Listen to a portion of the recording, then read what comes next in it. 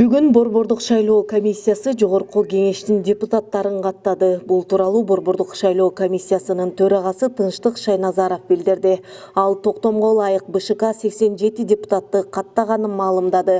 Ушул токтомдун негизинде депутаттардын көөлүктөрү жана төш белгилери берилет. Бул иш-чара 17 декабрда парламенттин имаратында өтөт. Шайлоо элибиздин өлкө жетекчилигинин, министрлер кабинетинин, жергиликтүү өз алдынча башкаруу органдарынын башчыларынын, мамлекеттик администрациялардын кызматкерлеринин жана журналисттердин колдоосунун аркасында жогорку деңгээлде өттү деп ишенимдүү түрдө айта алам. Баарыбыз мыкты жыйынтыктарга жетиштик. Буга өлкөнүн эч бир жеринде, калк арасында да кызыктар адамдар же шайлоо процессинин катышуучулар арасында да нааразычылык акциялары болбогондугу далил боло алат, деди БШК башчысы. Эл бул шайлоо тутумун кабыл алып, шайлоонун сапатына баа берди. Шайлоо мыйзамдарга ылайык ачык, айкын жана таза өттү дегенди билдирет деп кошумчалады ал.